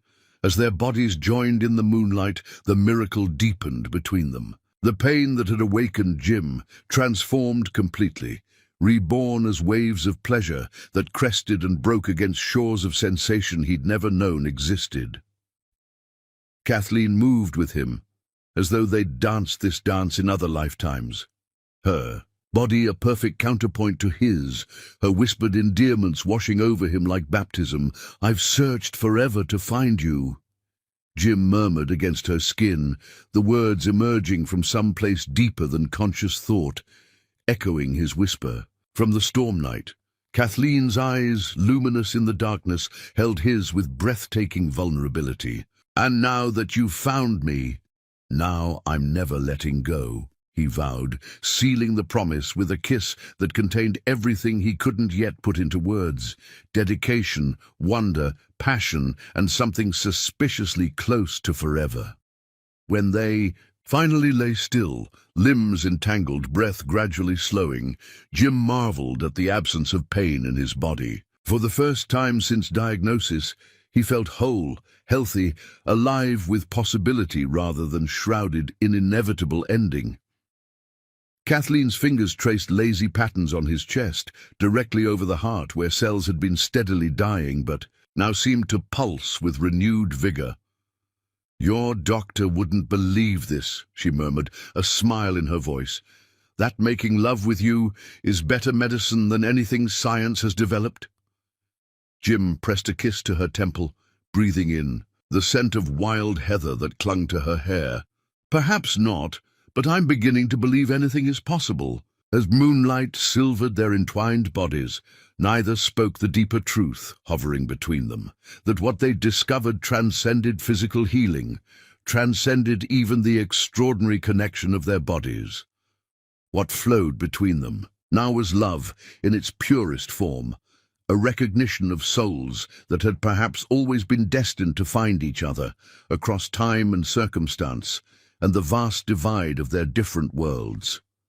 Morning found them still entwined, awakening to the changed reality between them. Kathleen's head rested on Jim's chest, her copper hair spread across his skin like fire, her hand still protectively covering his heart as though guarding the fragile miracle of its continued beating. Jim watched her sleep, overwhelmed by emotions he'd never expected to experience. Tenderness so acute it bordered on pain, protectiveness fierce enough to move mountains, joy so pure it brought tears to his eyes. For a man who had built his life on calculation and control, these feelings were revolutionary, terrifying, and exquisite. When Kathleen's eyes finally opened, meeting his with shy wonder, Jim knew with bone-deep certainty that whatever time he had left, whether days or decades, would be measured not in business achievements or biotechnology breakthroughs, but in moments like this, with this extraordinary woman in his arms. "Good morning," he whispered, brushing copper strands from her cheek. Kathleen's smile was radiant despite her obvious uncertainty. "Is it still good in the light of day?" Instead of answering with words, Jim reached for the remote that controlled his bedroom curtains. As sunlight flooded the room, he cupped her face between his palms, ensuring she could see the absolute truth in his eyes. "It's better," he promised, watching joy bloom across her features like dawn. "Everything is better with you." A soft knock at the bedroom door startled them both. "Mom?" Lily's voice called. "Are you in there? I can't find my elephant socks." Kathleen's eyes widened in momentary panic before softening with maternal practicality. The reality of their new life together, not just lovers but a family forming, crystallized in that simple moment. "Just a minute, sweetheart," Kathleen called, her voice remarkably steady as she quickly gathered her nightgown. Before leaving Jim's bed, she leaned down for one more kiss, this one sweet with promise. "This is real," she whispered against his. Lips half statement, half question. Jim's hand cupped her cheek, his eyes holding hers with unwavering certainty. "More real than anything I've ever known." As Kathleen slipped from the room to help her daughter prepare for the day, Jim watched her go with the wonder of a man who'd been granted not just a reprieve from death, but a reason to truly live. Neither could know that the true miracle and mystery of their connection was only beginning to reveal itself, that the inexplicable healing between them would soon face its greatest test, and that the answer to Jim's survival might lie in a secret buried in Kathleen's family history waiting to be discovered. Chapter 7, Blood Bonds. 3 weeks after Kathleen and Lily moved into Jim's penthouse, Dr. Eaton requested an urgent meeting. His expression as he entered Jim's home office, a folder clutched tightly in his hands, sent a chill through the room despite the warm spring sunshine streaming through the windows. "We've isolated something remarkable in your blood samples," he announced without preamble, spreading charts and reports across Jim's desk. "Ms. Shannon, would you join us, please? This concerns you directly." Kathleen, who had been helping Lily with an art project in the living room, appeared in the doorway, her face paling at the doctor's serious tone. "What is it?" "Your proximity to Jim isn't just psychological comfort," Dr. Eaton explained, pointing to complex molecular structures on one of the pages. "Your body naturally produces an unusual compound, a protein we've never documented before. The molecular structure is fascinating. It appears to have immunomodulatory properties that directly counteract the autoimmune response causing Jim's condition." Jim reached for Kathleen's hand, that familiar healing warmth flowing between them at the contact. "So there's scientific evidence of what we've felt all along." "More than that," Dr. Eaton continued, his expression complex. "We wanted to understand why Ms. Shannon produces this compound when it's not present in the general population, so we ran a comprehensive genetic analysis." Something in his tone made Jim's heart stutter. "And?" The doctor hesitated, clearly uncomfortable. "There are genetic markers suggesting a potential familial connection between you two." The words hung in the air like poison. Jim felt Kathleen's hand go rigid in his grasp. "What kind of connection?" she whispered, her voice barely audible. "Nothing immediate," Dr. Eaton clarified quickly, "but enough shared genetic material to suggest common ancestry within a few generations, possibly through a shared great-grandparent." Horror dawned across Kathleen's features as she withdrew her hand from Jim's, taking an instinctive step backward. "That's not possible." "We've run the tests multiple times," Dr. Eaton said gently. "The genetic similarity is unusual but clear. Your remarkable compatibility, the way your cells seem to communicate with Jim's, may actually result from shared ancestry." Jim felt the room tilting around him, his mind racing to process the implications. The woman he'd fallen in love with, whose touch healed him, whose body had entwined with his in moments of transcendent connection, might be his distant relative. "There must be a mistake," he insisted, watching Kathleen wrap her arms around herself, as though suddenly cold. "Science doesn't lie," Dr. Eaton said, though his expression was compassionate. "I understand this is disturbing news, but it may explain the remarkable healing effect Ms. Shannon has on your condition." Shared genetic material sometimes creates unexpected biological compatibilities. Did you verify the samples? Kathleen demanded, her scientific knowledge surprising the doctor. Did you rule out cross-contamination? What about the chain of custody? Dr. Eaton blinked, taken aback by her technical questions. All standard protocols were followed, but we can certainly retest with fresh samples if you wish. I insist, she said, her voice strained but determined. After the doctor left, promising further analysis, silence descended like a shroud. Kathleen stood by the window, her back to Jim, her slender frame rigid with tension. Kathleen, Jim began, reaching for words that wouldn't come. This doesn't change, doesn't it? She turned, her eyes swimming with tears. We can't just ignore this, Jim. We don't know for certain, he argued, desperate to hold on to what they'd found together. One test isn't conclusive. But what if it's true? Her voice broke on the question. What if all this time what we thought was love was just some twisted biological connection between relatives? The word love hovered between them, never before spoken so directly, now tainted by uncomfortable possibility. I know what I feel, Jim insisted, moving toward her, stopping when she flinched away. That goes beyond biology. Kathleen closed her eyes, tears spilling down her cheeks. My grandmother came from County Wicklow in Ireland. Where was your mother's family from? Jim felt ice form in his veins. Wicklow, he admitted reluctantly. My maternal grandmother was born there before immigrating. A soft, broken sound escaped Kathleen's lips. We can't do this, Jim. We can't continue without knowing for certain. Then we'll find out, he promised fervently. We'll trace both family trees, confirm or disprove the connection. But don't pull away from me, Kathleen. My condition is precisely why I can't stay right now, she interrupted, wiping tears with trembling fingers. I won't let you die, Jim, but I also can't be with you until we know the truth. Her meaning was painfully clear. The intimacy they'd shared, the passion that had sustained them both, was now forbidden territory, clouded by taboo possibility.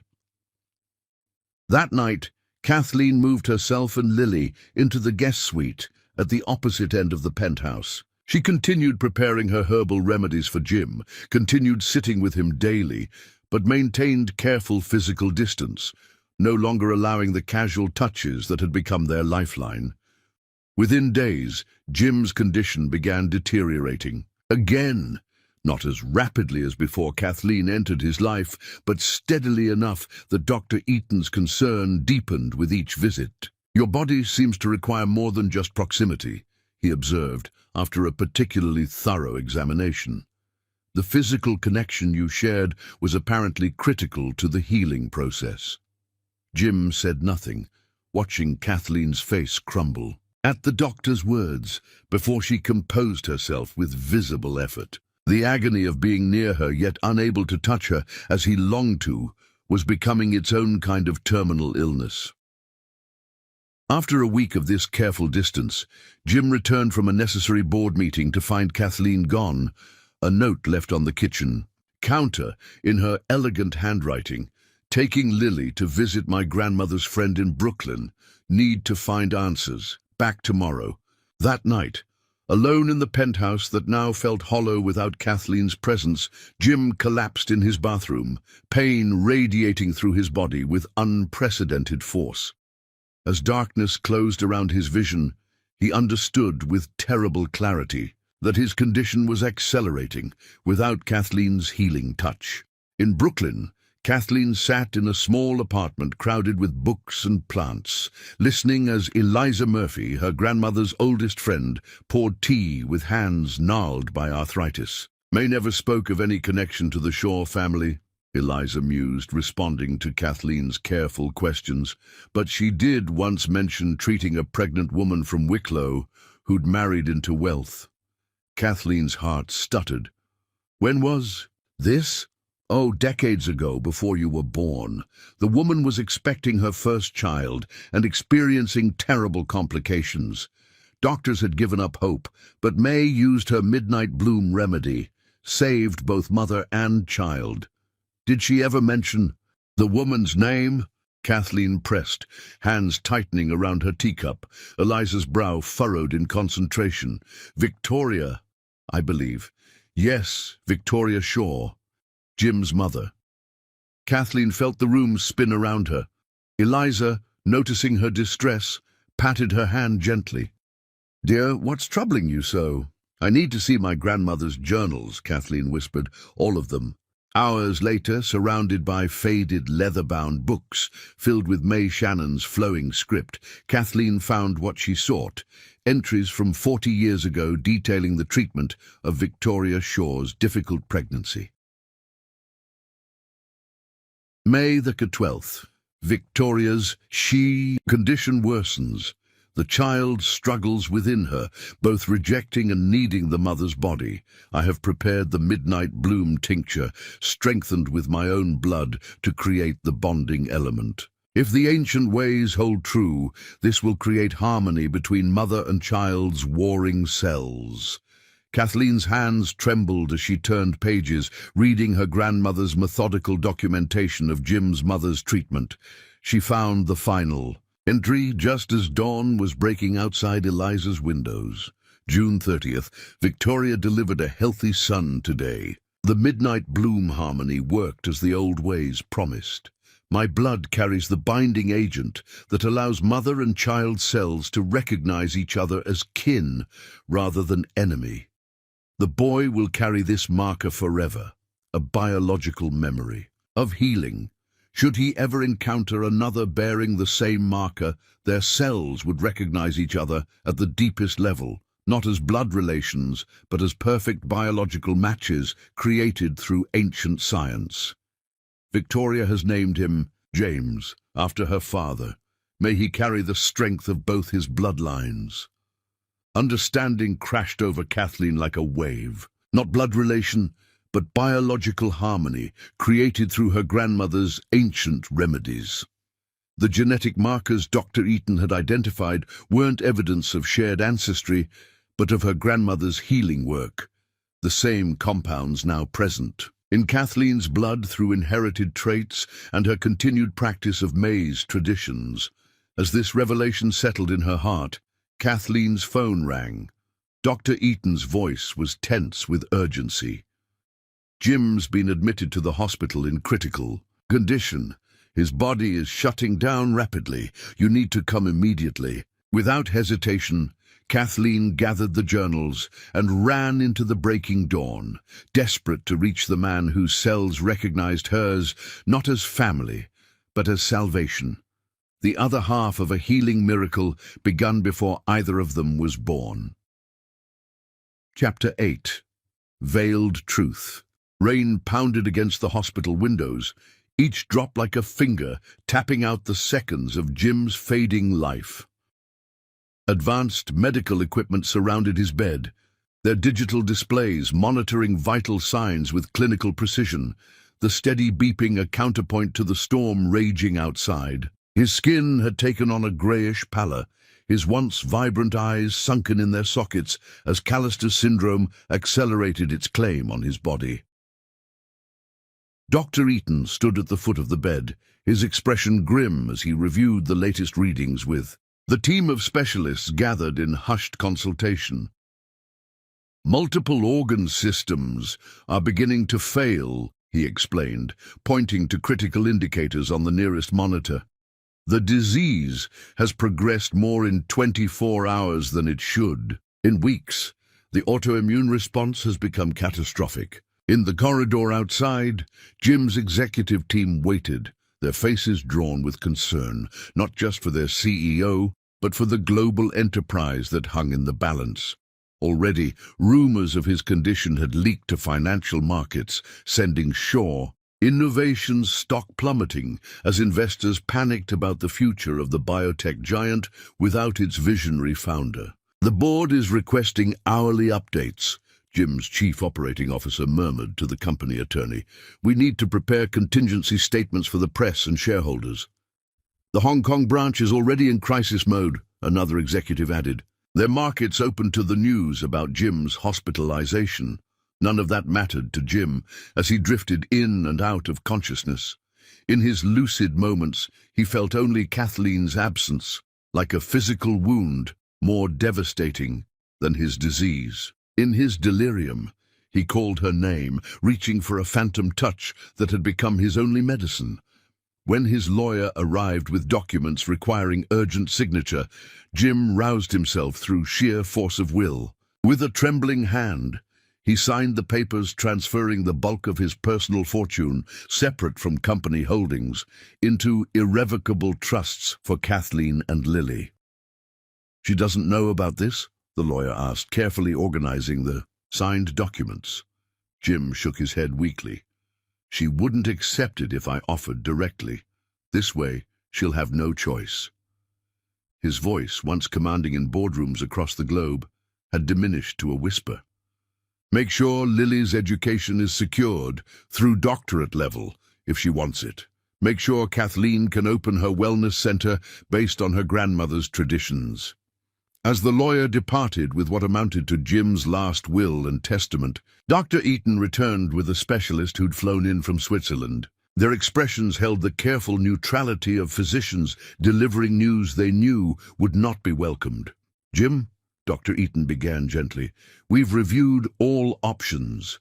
There's an experimental immunotherapy protocol we'd like to attempt." "No," Jim interrupted, summoning strength from his dwindling reserves. "No more experiments? No more treatments?" The Swiss specialist frowned. "Mr. Shaw, without intervention, our projections indicate you have perhaps 48 hours. The cellular degradation is accelerating beyond anything we've documented in this disease." A smile ghosted across Jim's pale lips. "Then I'll have 48 hours of peace." He turned his face toward the storm-lashed windows. Sometimes acceptance is the final victory. Reluctantly, the doctors withdrew, leaving orders for comfort measures only. As darkness fell, the hospital corridor gradually emptied of executives and specialists, leaving only the constant rhythm of machines monitoring a life slipping inexorably away. Miles across the city, Kathleen burst through her apartment door, soaked from the rain. Her grandmother's journals clutched protectively against her chest. Lily was safely with Mrs. Abernathy, allowing Kathleen to focus entirely on the desperate race against time. With trembling hands, she spread the journals across her small kitchen table, along with the medical reports Dr. Eaton had shared. The revelation she'd discovered in her grandmother's writings burned in her mind like fire. Not blood relation, but biological harmony, a perfect cellular match created through ancient science rather than family connection. The doctor's genetic test had detected the shared markers her grandmother had created, mistaking them for evidence of familial connection. The flowers harvested at midnight, the binding agent in May Shannon's blood, passed down through generations to Kathleen. All creating a biochemical key that precisely fit the lock of Jim's condition. Her phone rang. Dr. Eaton again. "Kathleen, Jim has refused all treatment. His body is shutting down rapidly. If there's anything in your grandmother's remedies that might help, anything at all." "The tests were wrong," Kathleen interrupted, her voice cracking with emotion. "We're not related. It was my grandmother's healing treatment during his mother's pregnancy that created the markers your tests detected." Silence stretched across the line before Dr. Eaton responded cautiously. "Can you prove this?" "I have her journals documenting everything," Kathleen explained, fingers tracing her grandmother's elegant script. The midnight bloom essence combined with her blood created a unique biochemical pattern that appears in genetic testing as shared markers. But they're not familial. They're scientific, an ancient form of immunomodulation that modern medicine hasn't yet recognized. "Bring everything," Dr. Eaton instructed. "And Kathleen, Hurry, Jim's condition is deteriorating by the hour. The journey to the hospital became a nightmare obstacle course as the storm intensified. Streets flooded beneath Kathleen's taxi, forcing detours through unfamiliar neighborhoods. Traffic snarled as signals failed throughout the grid, turning major intersections into chaotic standstills. When the cab could go no further through the rising water, she continued on foot, clutching a small vial containing the midnight bloom, essence fortified with her own blood, the same remedy her grandmother had created 4 decades earlier. Lightning split the sky as Kathleen finally reached the hospital, drenched and breathless. At the reception desk, she was told that Jim's floor had been restricted to essential personnel only. "I am essential," she insisted, desperation making her voice raw. "His life depends on me being there." Security was called. Forms were presented. Precious minutes ticked away as bureaucracy crawled forward. Finally, Dr. Eaton appeared, summoned by a nurse who recognized Kathleen from previous visits. "She's authorized," he declared, dismissing the security officers with a wave. As they hurried toward the elevator, he updated her in clipped, clinical phrases. Multiple organ systems failing, accelerated cellular death, minimal response to palliative measures. "Is he conscious?" Kathleen asked, clutching the precious vial like a talisman. "Intermittently," Dr. Eaton replied as the elevator doors closed. "He's been asking for you." When they reached Jim's room, Kathleen froze in the doorway, her heart shattering at the sight of him. The vibrant, powerful man who had held her with such strength now lay diminished, tubes and wires connecting him to machines that beeped with mechanical indifference. His chest barely rose with each shallow breath, his skin translucent against the white hospital linens. "Jim," she whispered, moving to his bedside as though drawn by invisible threads. His eyelids fluttered at the sound of her voice. When they opened, his eyes, those remarkable eyes that had looked at her with such wonder, were clouded with pain and medication. For a terrible moment, Kathleen feared he wouldn't recognize her. Then his lips curved in the ghost of a smile. "You came back," he murmured, his voice so faint she had to lean close to hear him. "I never left," Kathleen answered, tears spilling freely down her cheeks. "Not in my heart." She took his hand between both of hers, feeling the familiar healing energy spark between them, though fainter now as his life ebbed. "Jim, the test was wrong. We're not related." Confusion flickered across his features. "The genetic markers were created by my grandmother," Kathleen explained urgently, aware of each precious second ticking away. "She treated your mother during her pregnancy with you. The markers aren't evidence of shared blood, but of her healing work." Hope, fragile and tentative, dawned in Jim's eyes. "You're certain?" "I found her journals," Kathleen said, her thumbs tracing circles on his palms. She documented everything. The midnight bloom essence with her blood, as a binding agent, created harmony between your cells and your mother's, preventing her body from rejecting you before birth. That same harmony exists between us now, not because we share ancestors, but because I carry my grandmother's healing legacy in my blood. Jim's fingers tightened weakly around hers. "So what we felt was real," Kathleen finished, bringing his hand to her lips, pressing a kiss to his knuckles. "Real and true and us." Dr. Eaton cleared his throat from the doorway, where he'd been conferring with the Swiss specialist. "Miss Shannon, if you have something that might help." Kathleen released Jim's hand long enough to uncap the small vial she'd prepared. "This contains the midnight bloom essence with my blood as the binding agent, the same remedy my grandmother used for Jim's mother. According to her journals, it should create cellular harmony, allowing my body's natural production of the counteracting protein to synchronize with Jim's systems." The doctor's scientific skepticism warred visibly with desperate hope. "How is it administered?" "Intravenously," Kathleen answered, handing him the vial. "And with this." She leaned down, pressing her lips to Jim's in a kiss that contained all the love and fear and hope tangled in her heart. As their lips met, Jim gasped, his body arching slightly off the bed. The monitors around them began chiming with changed readings as the medical team rushed to administer the essence through his IV line. Dr. Eaton moved quickly to check the equipment, his expression shifting from concern to cautious amazement. His heart rate is stabilizing, oxygen saturation improving. Whatever's in that compound, it's triggering a systemic response. The Swiss specialist stared at the changing numbers on the monitors. "C'est impossible," he muttered, shaking his head. In disbelief, the cellular markers are realigning.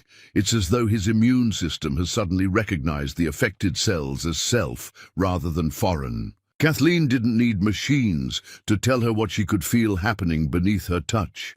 As she maintained contact with Jim, her body pressed against his, her tears falling onto his face. The connection between them strengthened. That invisible, healing energy flowing freely again, no longer hindered by misunderstanding or separation. "Stay with me," she whispered against his lips, her fingers tangled in his hair. "I've only just found you. Don't leave me now." Hours passed in a vigil, measured by the steady improvement in Jim's vital signs. Kathleen refused to leave his side, maintaining physical contact as her body's natural compounds merged with the essence in his system, creating the harmony her grandmother had documented decades before. Medical staff came and went, drawing blood, checking readings, adjusting medications, their expressions shifting from professional detachment to undisguised wonder as the impossible continued to unfold before them. Word spread through the hospital. The biotech billionaire, whose life had been declared forfeit, was somehow rallying against all medical expectation. Dawn broke over the city, the storm finally subsiding as golden light filtered through the hospital. Windows. Jim opened his eyes, clarity returning to their depths as they focused on Kathleen's exhausted face. "You saved me," he murmured, his voice stronger than it had been in days. Kathleen smiled through fresh tears, relief making her light-headed. "We saved each other." As morning fully arrived, Dr. Eaton returned with a team of specialists, all marveling at the remarkable turnaround in Jim's condition. Blood was drawn, tests ordered, theories proposed and debated in hushed, excited tones. "It's unprecedented," the Swiss specialist declared, reviewing the latest results. "His cellular structure is actually regenerating. The disease markers are diminishing hourly. We need to document this case for the medical literature." But Jim and Kathleen paid little attention to the medical discussions swirling around them. In the quiet center of the storm they'd weathered, they held each other, whispering truths too precious for others' ears.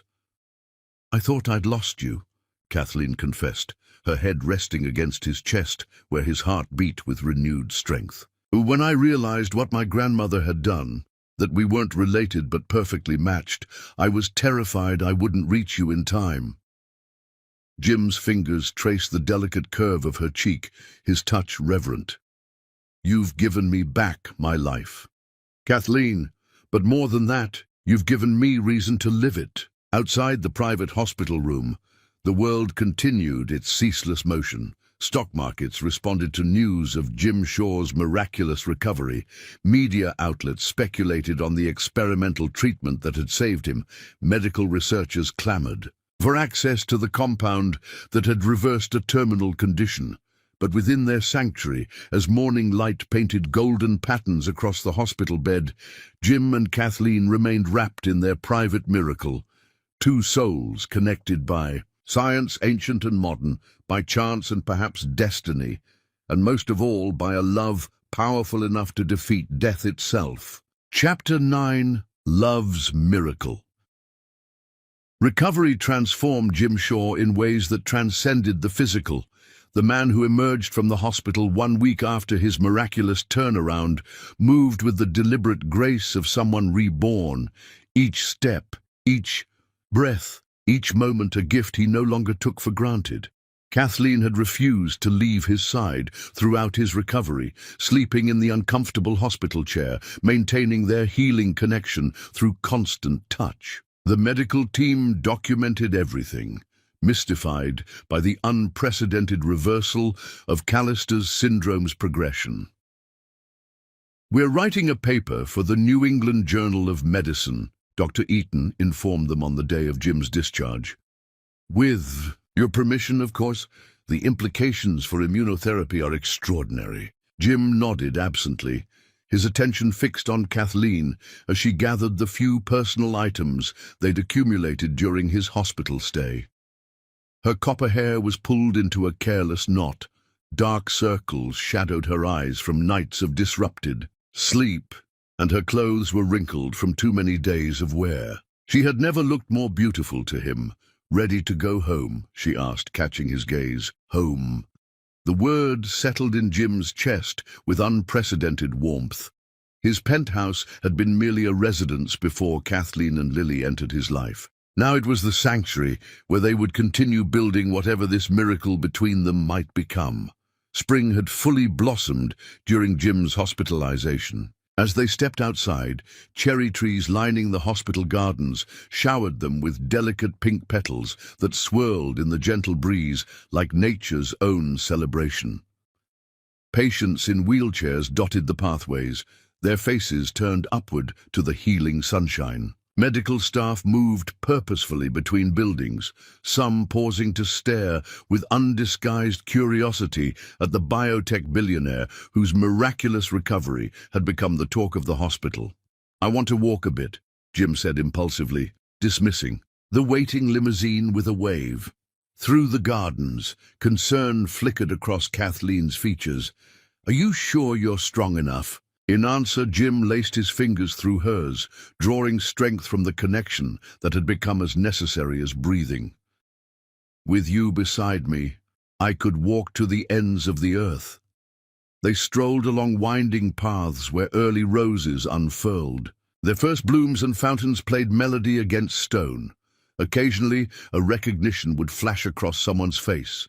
Jim Shaw, the founder of Shaw Innovations, miraculously alive despite rumors of terminal illness. Whispers followed them, the incongruous couple drawing curious glances, the immaculately dressed CEO despite his recent hospitalization, and the simply attired woman whose hand he held as though it were his lifeline.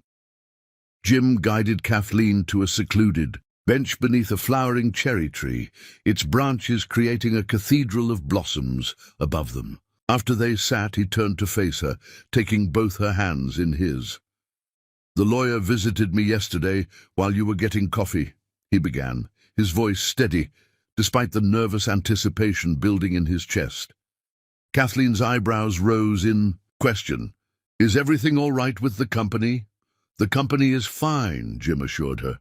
"My COO has managed admirably in my absence. This was about my personal affairs. When I thought I was dying, I made certain arrangements." He paused, gauging her reaction. "I transferred significant assets into trusts for you and Lily." Shock widened Kathleen's jade-green eyes. "Jim, you didn't need to. I wanted to ensure you would never struggle again," he interrupted gently. "That Lily would have every educational opportunity, that your dream of opening a wellness center based on your grandmother's traditions could become reality." Emotions chased across Kathleen's expressive face: gratitude, discomfort, uncertainty. "I never wanted your money," she whispered. "I know," Jim said, squeezing her hands gently. "That's precisely why I want you to have it, because you love the man, not the fortune." A tear spilled down Kathleen's cheek as she looked away, her gaze following a butterfly dancing among the flowers. "People will talk. They already are. Look around us. They see me and think I'm some kind of opportunist, the cleaning woman who somehow snagged a billionaire when he was vulnerable."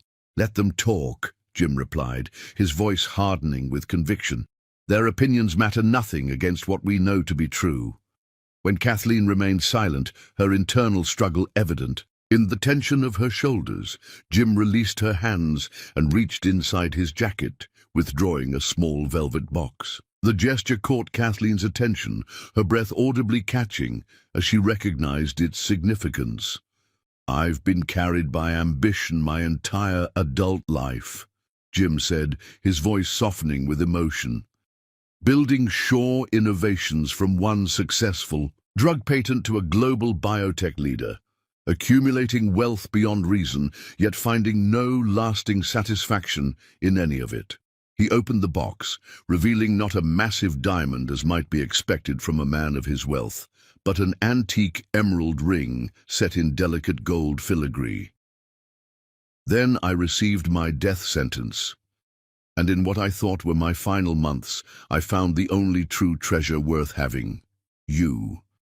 Cherry blossoms continued falling around them like nature's blessing as Jim slid from the bench to one knee before her, ignoring the dampness of the grass seeping through his expensive trousers.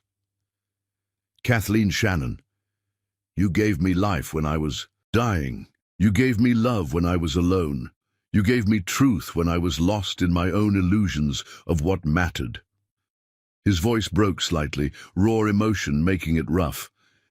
"If you'll have me, I want to spend whatever days we have, whether they're numbered or endless, cherishing you as you deserve, raising Lily as my own, and building a life that honors the miracle we've been given."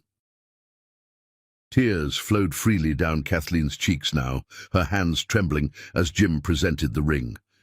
"This was my grandmother's," he explained, "the only heirloom I've ever truly valued. Her eyes were the same remarkable green as yours." "Jim," Kathleen whispered, her voice choked with emotion, "there will be so many obstacles. My world and yours are one world now," he finished for her. "Our world, together." A young intern passing by stopped to watch the scene unfolding, nudging her colleague. Soon a small cluster of onlookers had gathered at a respectful distance, drawn by the unmistakable tableau of a proposal. The whispers intensified. "That's Jim Shaw, the biotech guy. Wasn't he dying? Who's she? Is he actually on one knee?" For one heart-stopping moment, Jim feared she might refuse, might choose the safety of her familiar life over the complex future he offered. Then she slid from the bench to kneel before him in the grass. Their positions equalized in a gesture that spoke volumes about the relationship they were building. "Yes," she said simply, framing his face between her palms. "Yes, I will marry you, Jim Shaw." A spontaneous burst of applause erupted from their impromptu audience, causing Kathleen to blush and Jim to laugh with surprised delight. As he slipped the ring onto her finger, a perfect fit as though destined, a young patient in a wheelchair called out, "Kiss her already!" bringing laughter from everyone within earshot. When their lips met, sealing their promise with a kiss that contained equal measures of passion and tenderness, the applause grew louder. Cherry blossoms continued falling around them like snow, nature's own confetti celebrating their union. "I never expected an audience," Kathleen murmured against his lips, her eyes dancing with a mixture of embarrassment and joy. "Get used to it," Jim whispered back. "I'm planning to love you spectacularly and without apology for the rest of our lives."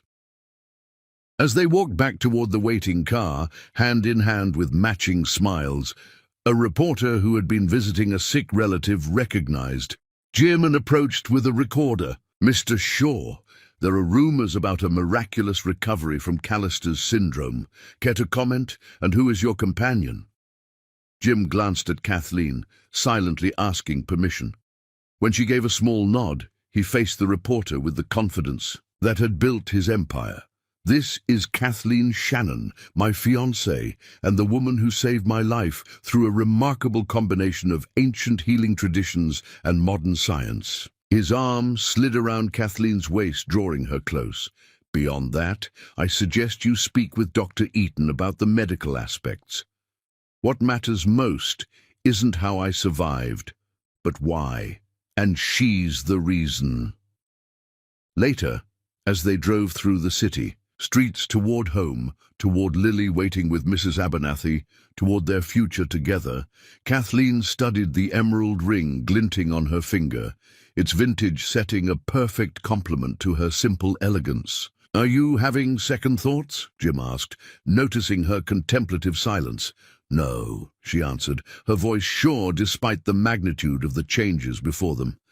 "I'm having first thoughts about a life I never imagined possible, about introducing you properly to Lily as someone who's going to stay in our lives, about building something meaningful from your wealth rather than just existing alongside it."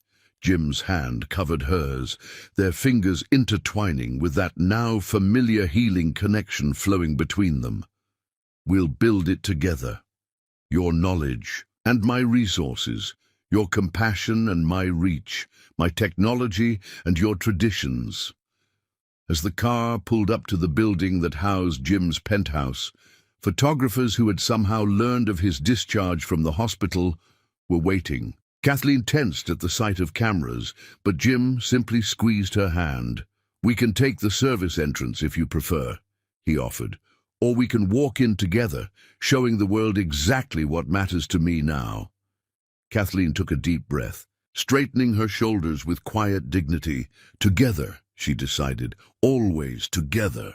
And so they stepped from the car into the flashing cameras, Jim's arm protective around Kathleen's waist, their faces illuminated not just by the media lights, but by the inner glow of two people who had found in each other something rare and precious, a love powerful enough to transcend social boundaries, to reverse terminal diagnosis, to create from ancient wisdom and modern science a miracle that would soon change the face of medicine itself. Chapter 10. Hearts Entwined.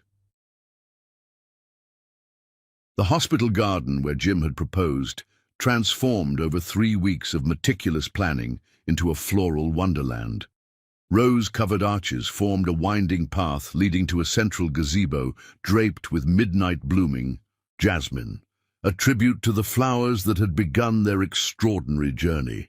Medical researchers from around the world had descended upon the city, drawn by Dr. Eaton's preliminary paper documenting Jim's unprecedented recovery. Blood samples, genetic analyses, and endless tests had become routine for both Jim and Kathleen as science struggled to understand what ancient wisdom had created, a perfect biological harmony between two unrelated people whose cells recognized each other at the molecular level. "They're calling it the Shannon Protocol in the research community," Jim told Kathleen as they reviewed final preparations for their garden ceremony.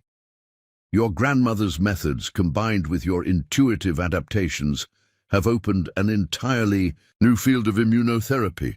Kathleen smiled, her fingers automatically finding his as they walked among the flowers. Nana May would have laughed at scientists taking 40 years to discover what she already knew through ancient tradition.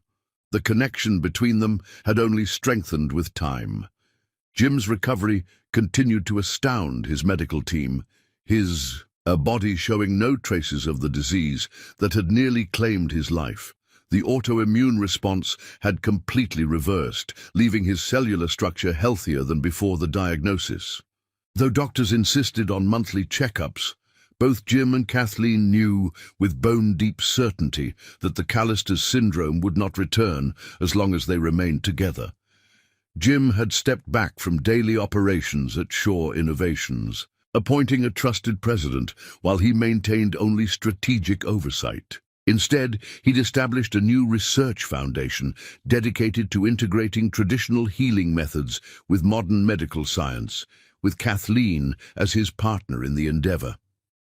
His priorities had fundamentally shifted: corporate conquests, replaced by quieter victories, Lily's delighted smile when he helped her master a difficult reading passage, Kathleen's peaceful expression as they worked together in the rooftop garden they'd created. Moments of ordinary joy that his former self would have considered insignificant, but now recognized as the very essence of a life well lived. On the morning of their wedding, Kathleen stood in what had once been the guest suite, but had since become their shared master bedroom, surrounded by simple elegance. She had refused Jim's offer of designer gowns, choosing instead a dress of ivory silk that her grandmother's friend Eliza had helped create. Its bodice embroidered with midnight bloom flowers in silver thread, its lines gracefully skimming her slender frame. "You look like a princess," Lily declared, twirling in her own pale blue dress, flower crowns slightly askew on her dark curls. In the weeks since Jim's recovery, the child had blossomed in his presence, her initial shyness giving way to complete acceptance as she discovered his genuine interest in her world. Kathleen bent to straighten her daughter's crown, heart overflowing, with gratitude for this child who had accepted Jim with such immediate and complete love. "Are you happy, my darling?" she asked, searching those innocent eyes for any hidden concerns. Lily nodded emphatically. "Jim teaches me chess even when I forget the rules, and he doesn't get mad when I can't read the hard words.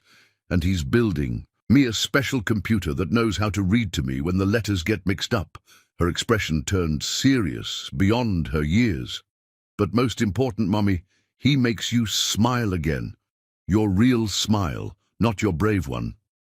Tears threatened, but Kathleen blinked them away, unwilling to redo her simple makeup. A soft knock at the door preceded Eliza's entrance, the elderly woman's eyes misting as she took in the sight before her.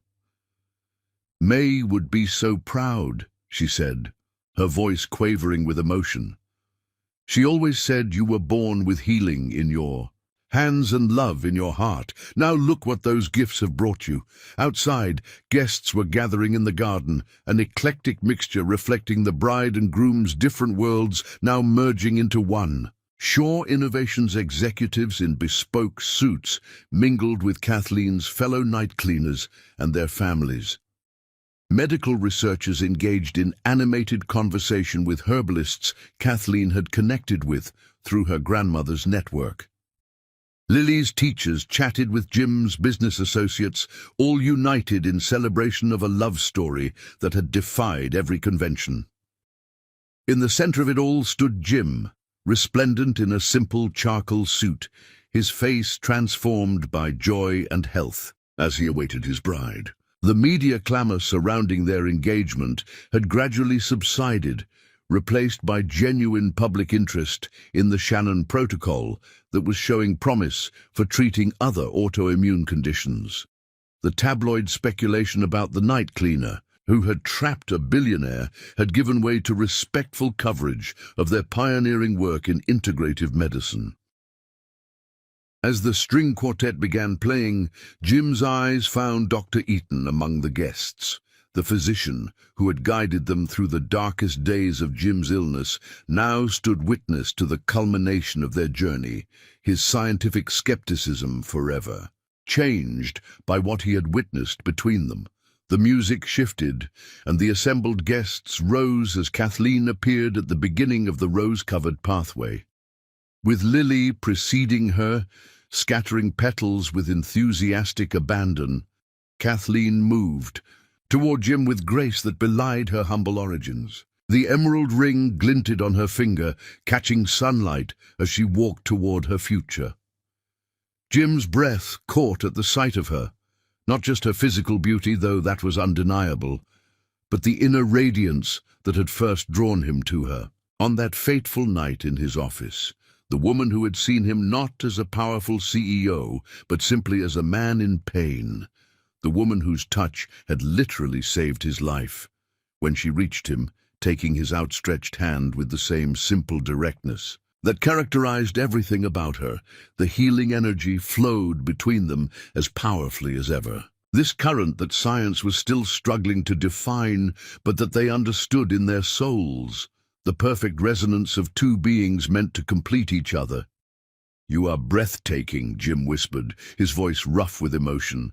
"And you are alive," Kathleen whispered back, their private shorthand for everything they'd overcome together. The ceremony itself was brief but meaningful, incorporating elements of Kathleen's Celtic heritage alongside Jim's more traditional preferences. When the time came for their vows, Jim spoke first, his voice carrying clearly across the hushed garden. Kathleen, before I met you, I measured success in acquisitions and achievements. I built an empire, but no home. I extended others' lives. Through medical innovation, while never truly living my own.